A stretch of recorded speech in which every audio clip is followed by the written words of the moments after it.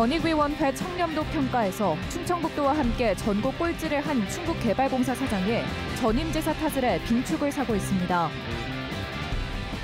불량수소 사태에 이어 수소 충전소에서 버스가 폭발하는 사고까지 발생하면서 수소도시를 표방하는 충주시의 고민이 깊어지고 있습니다. 강제추행 혐의로 송치된 학생 수영부 성폭력 사건은 대부분 학교폭력으로 볼 수 없다는 교육청 판단이 나왔습니다. 피해 학생 측은 반발하고 있습니다. 건설과 부동산 경기 불황에도 청주 테크노폴리스 청약 열기는 여전히 뜨겁습니다. 그 이유를 취재했습니다.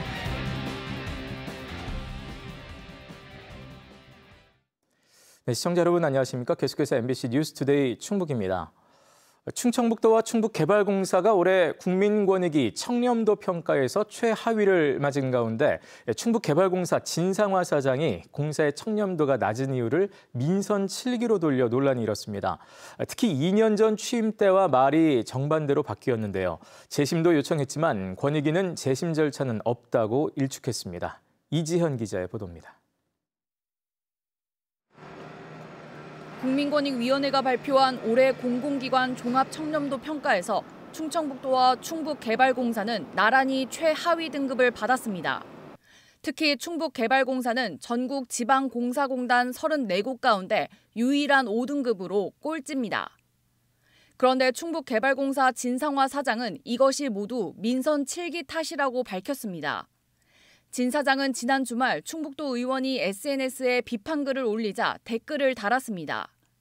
민선 7기 시절의 내부 문제와 관행이 반영된 결과라면서 민선 7기 시절 발생한 노사 갈등과 임원 간 법적 시비의 여파가 이어지고 있다고 주장했습니다. 그러면서 자신이 취임한 이후에는 그 어느 때보다도 깨끗하고 투명하게 운용되고 있다고 자평했습니다. 김영환 지사의 측근으로 분류되는 진 사장이 야당 도의원 SNS를 굳이 방문해 야당 출신 전임 지사를 탓하는 글을 남긴 셈입니다. 하지만 진 사장은 댓글이 논란이 되자 하루 만에 삭제했습니다. 이런 식의 이제 전 지사 핑계를 대고 전 사장 핑계를 대는 것은 2년 이상 개발공사의 사장으로 일해오신 분으로서의 그 공직자의 태도로서는 저는 절대로 맞지 않다라고 생각합니다. 정작 청렴도 평가를 한 국민권익위원회는 이 같은 남 탓이 온당치 않다는 반응입니다. 청렴도 평가는 민원인과 내부 직원의 청렴 체감도와 전문가가 평가하는 노력도를 합한 100점 만점에서 부패 사건을 감점하는 식으로 이뤄집니다. 올해는 지난해 7월 1일부터 이번 6월 말일까지 기관 업무를 경험한 민원인이나 재직 직원을 상대로 조사가 진행됐습니다. 민선 8기 이후 최근의 평가가 반영된 겁니다. 종합청렴도 대부분의 영역이 작년부터 올해까지의 어떤 민원인 업무 경험이라든지 기관의 반부패 실적, 징계 등을 반영하고 있습니다. 진 사장은 2년 전 인사청문회에서 정반대의 말을 남겼습니다. 청렴도 조사 결과에 대한 가장 큰 책임은 수장에게 있고 낙제점으로 떨어지면 사퇴하겠다고도 했습니다. 임직원 모두의 책임이지만 그중에서도 리더가 가장 중요한 책임이라고 봅니다. 점수가 낙제점으로 떨어진다라면 우리 사장님, 후보님 사퇴할 용이 있으십니까? 있습니다. 그런데 정작 전국 꼴찌 낙제점이 나오자 전임 지사를 탓하고 권익위에는 재심을 요청하기로 했습니다. 이에 대해 권익위는 평가 과정에서 이미 기관의 이의 제기를 받아 도출한 결과라며 발표 후 재심하는 절차는 없다고 못 박았습니다. MBC 뉴스 이지연입니다. 전국 최초로 대통령 탄핵 반대 활동을 시작했다고 홍보 중인 국민의힘 박지원 충북도 의원이 시민단체와 야당의 문매를 맞고 있습니다. 충북참여연대는 성명을 통해 수준 낮은 쇼맨십 정치에 불과하다며 내란 수계를 비호하고 싶다면 도의원 이름표부터 떼라고 주장했습니다. 정의당 충북도당도 해외 연수 중 음주 추태 논란과 객실 흡연으로 징계를 받았던 박 의원이 반성은커녕 도민의 명예를 또 실추시켰다며 의원직 사퇴를 촉구했습니다. 한편 박지원 도의원은 헌법재판소와 충북도청 등지에서 탄핵 반대 1인 시위를 벌이고 있습니다. 박경숙 충북도 의원이 지난 8월 국민의힘을 탈당한 지 넉 달 만에 더불어민주당에 입당했습니다. 더불어민주당 충북도당은 지난 13일 당원 자격 심사위를 열고 특별한 결격 사유가 없어 보은군 박경숙 도의원의 더불어민주당 입당을 허가했다고 밝혔습니다. 이로써 충북도의회는 국민의힘 26석, 더불어민주당 9석이 됐습니다. 한편 국민의힘 보은군 의원들과 당원 등은 내일 박경숙 도의원과 관련한 입장을 밝힐 예정입니다. 충주의 수소충전소에서 발생한 폭발 사고로 이른바 수소도시를 표방하는 충주시에는 비상이 걸렸습니다. 당장 수소 시내버스가 모두 멈춰섰고 단 한 군데 남은 수소충전소에는 운전자들이 몰려 혼란이 빚어졌습니다. 이승준 기자가 전해드립니다. 수소를 충전하고 충전기를 분리한 뒤 버스 시동을 걸자 폭발한 시내버스. 충전 중에 수소가 폭발한 것이 아니라 충전 뒤 부품에서 이상이 있던 것으로 추정됩니다. 충전이 26km 완료됐던 걸 확인했고 충전까지의 정상적인 상태를 또 확인했습니다. 차량 내부에서 발생한 문제이기 때문에 그 차량 내부의 구조적인 문제에는 저희가 답변을 할 수 없습니다. 그러나 수소 전기차 운전자들의 불안은 커지고 있습니다. 충전소가 아니면 연료를 채울 수 없어 오긴 하지만 마음은 편치 않습니다. 불안하죠. 이게 폭발하면 우리가 앉아 있는데 폭발하게 되면 우린 나올 수가 없잖아요. 그죠? 그러니까 많이 불편하고 힘들 것 같아요. 폭발 사고로 충주에서 운행하던 수소버스 18대는 모두 멈춰섰습니다. 정확한 사고 원인이 나오고 안전 점검이 이뤄질 때까지 운행을 중단시켰습니다. 대신 전세버스와 예비 차량 15대를 긴급 투입했습니다. 지난해 10월 그린 수소 충전소가 정비를 이유로 운영을 중단한 데 이어 폭발 사고까지 발생하면서 충전소 3곳 가운데 2곳이 문을 닫았습니다. 유일하게 남은 충주의 수소 충전소에는 이른 아침부터 충전 차량이 몰렸습니다. 8시서부터 이제 주입을 시작하는데 6시 반에 시작했어요. 아침에는. 그러니까 차가 막 4대가 서 있어요. 나 출근하니까. 지난해 이른바 불량 수소 문제로 고생했던 운전자들은 1년여 만에 다시 불편한 상황을 맞았습니다. 지금 10시 좀 안 돼서 왔는데 여태 기다리는데 지금 1시간 반 이상 기다렸죠? 그래도 아직 보시면 못 넣고 있잖아요. 중부 내륙권 그린 수소 중심 도시를 표방하는 충주시가 올해 확보한 수소 관련 예산은 588억. 수소 충전소 부품 국산화와 수소만을 사용하는 발전기 개발, 시험 평가센터 구축 등 대규모 사업들입니다. 여느 도시보다 수소 관련 사업 유치와 인프라 구축에 앞장서고 있지만 이딴 사고에 당혹해하고 있습니다. MBC 뉴스 이승준입니다. 충주 학생 수영부 성폭력 사건에 대해 도교육청이 경찰과 정반대 결론을 내려 논란입니다. 경찰은 가해 학생 5명 모두를 미성년자 강제추행 혐의로 송치한 반면 충주교육지원청은 대부분 학교폭력으로 인정할 수 없다는 결론을 내렸는데요.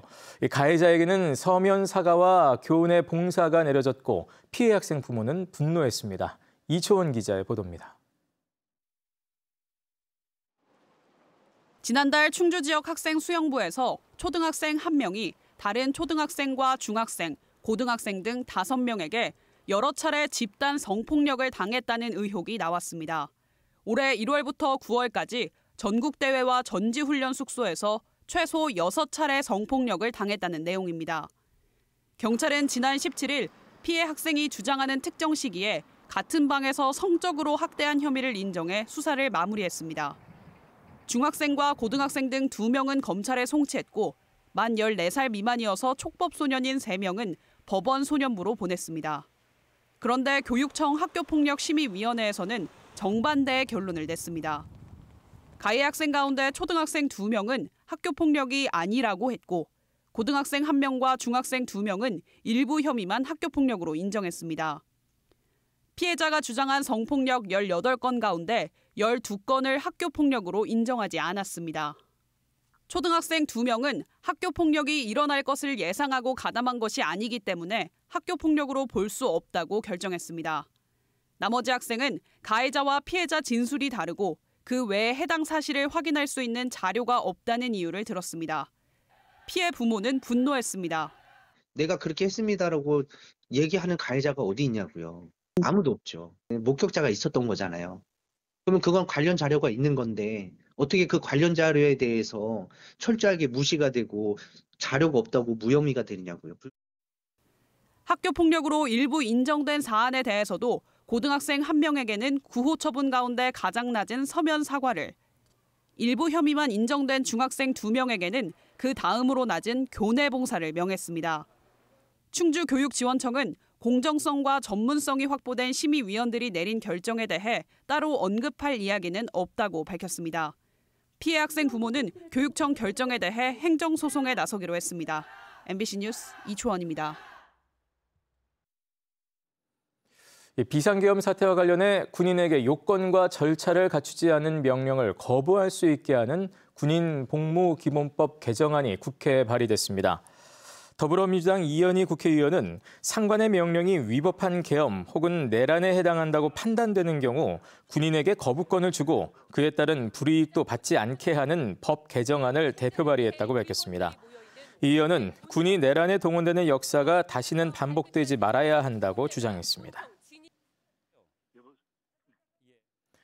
비상계엄 여파로 충북의 소비 심리가 팬데믹 수준으로 얼어붙고 있습니다. 한국은행 충북본부는 12월 소비자 심리지수는 88.3으로 지난달보다 10.6포인트 하락했다고 밝혔습니다. 이는 코로나19가 대유행한 2020년 3월과 글로벌 금융위기가 닥친 2008년 10월에 이어 충북본부가 통계를 작성한 이후 세 번째로 큰 하락폭입니다. 내용을 보면 현재 생활 형편과 향후 경기 전망 등 6개 지표가 모두 크게 하락했습니다. 한국은행 관계자는 팬데믹 때나 볼 수 있던 이례적인 하락폭이라며 정치적 불확실성을 원인으로 분석했습니다. 건설과 부동산 경기 불황에도 충북에서 유독 관심이 집중되는 곳이 있습니다. 바로 SK하이닉스 등 대기업 입주가 확정된 청주 테크노폴리스 일대죠. 분양가 상한제가 적용되다 보니 수요자들이 몰리고 있습니다. 보도에 허지희 기자입니다. 공동주택 공사가 한창인 청주 테크노폴리스 일대. 4개의 주상복합과 9개의 공동주택 아파트 13개 단지를 갖췄습니다. 정주세대 11,000여 가구 인구 2만 9천 명을 목표로 건설됩니다. 청주 테크노폴리스는 SK하이닉스와 LG생활건강 등 대기업이 입주를 확정했습니다. 부동산 불황에도 유독 역주행 양상을 보이고 있습니다. 지난 8월부터 잇따른 3개 아파트 분양에선 청주 내 1순위에서 77대 1을 기록하고 계약이 마감된 곳도 등장했습니다.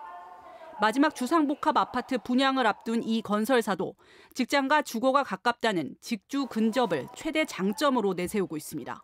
경부고속도로나 중부고속도로도 이미 접근성이 굉장히 뛰어난 위치에 있는 택지개발지구라서 북청 지역이 완공되는 시기가 되면 이 도로망과 철도망이 어우러지는 공공택지 개발로 분양가 상한제가 적용된 만큼 비교적 고분양가 논란에서 자유롭다는 것도 실수요자는 물론 투자자들까지 끌어모으고 있습니다.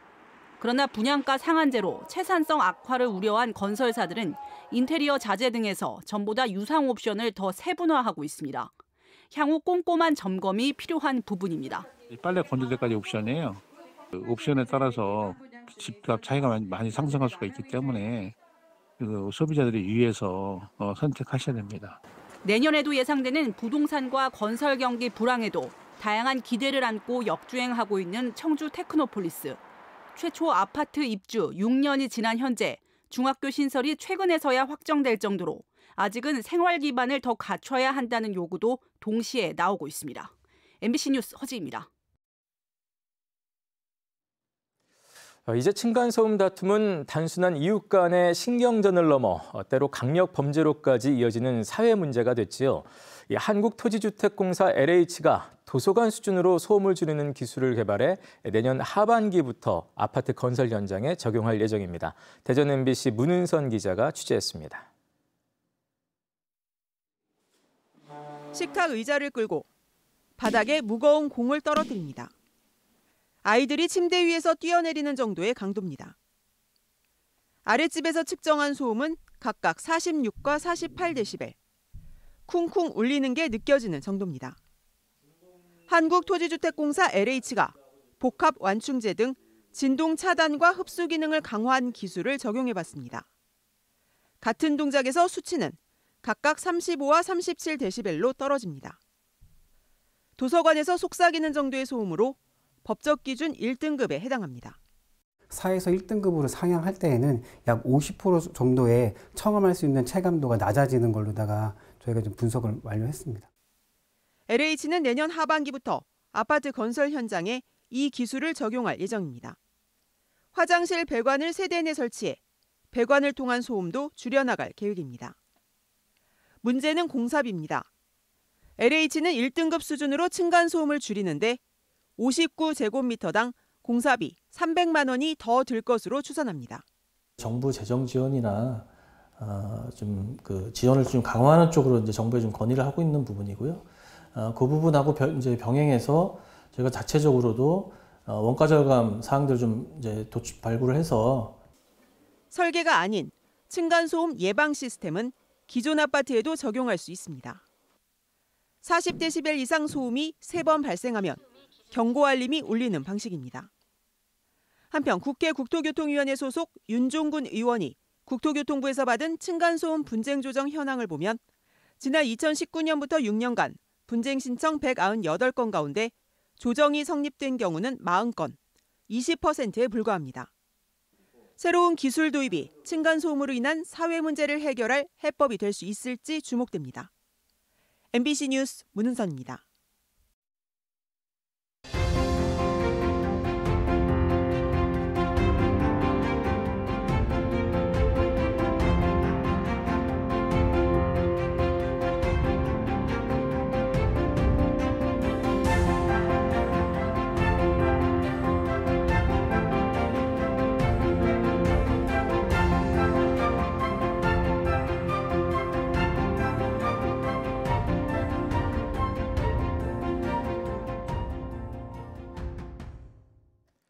전국 공무원 노동조합 충북지역본부는 어제 기자회견을 열고 부단체장 낙하산 인사를 중단하라고 요구했습니다. 노조는 지방자치법에는 시장과 군수가 부시장과 부군수를 임명한다고 되어 있지만 충청북도가 관행을 내세워 낙하산 인사를 지속하고 있다고 주장했습니다. 노조는 또 정당하게 시군과 1대1 인사교류를 하지 않으면 투쟁에 나서겠다며 도청 정문과 서문에서 1인 시위를 시작했습니다. 음성군의회가 지난 7월 의회 내에서 항의한 음성노동인권센터 관계자들을 업무방해와 감금 등의 혐의로 경찰에 고소했습니다. 이에 대해 음성지역사회단체 연합인 꿈틀사업단은 기자회견을 열고 2,300명의 주민 서명을 받아 추진했던 생활임금 조례를 공개적인 토론 없이 폐기한 음성군의회가 사법적 보복을 하고 있다고 주장했습니다. 지난 7월 음성군의회는 주민들이 청구한 생활임금 조례를 형평성 문제를 들어 부결했고 지역 노동계는 퇴장하려는 의장을 몸으로 맞고 항의했습니다. 희귀병을 앓고 있는 딸을 위해 국토대장정을 벌인 사랑이 아빠의 사연이 알려진 가운데 충북도청 직원들이 700만 원을 모금해 충북사회복지공동모금회에 기탁했습니다. 이범우 충청북도 공무원 노조위원장과 김수민 정무부지사는 어제 성금 700만 원을 전달하면서 작은 정성들이 모여 크리스마스에 기적이 이뤄지길 기원한다고 말했습니다. 충북농협이 일하는 밥퍼 사업을 위해 써달라며 충북사회복지공동모금회에 1억 5천만 원을 기탁했습니다. 일하는 밥퍼 사업은 노인들이 채소 다듬기 등의 자원봉사를 하면 온누리 상품권을 지급하는 제도로 최근 김영한 지사가 도입했습니다. 이 밖에 충북농협은 취약계층을 위해 쌀 4,140kg을 충북사회복지협회에 전달했습니다. 음성군이 폭설 피해 응급복구에 투입할 예비비 14억 원을 긴급 편성했습니다. 피해 시설 철거에 적지 않은 시간이 소요될 것으로 예상됨에 따라 음성군은 필요한 장비와 인력을 구하는 데 어려움을 겪지 않도록 예비비를 집행하기로 했습니다. 또 자원봉사자와 도시농부 등 복구 인력을 신속히 파견하고 재난 폐기물 처리 용역 계약도 서둘러 추진한다는 방침입니다. 충북의 65세 이상 인구 비율이 지난해에 이어 올해도 20%를 넘어서면서 유엔이 정한 초고령 사회가 계속되고 있습니다. 네, 뉴스를 마칩니다. 메리 크리스마스 되시기 바랍니다. 고맙습니다.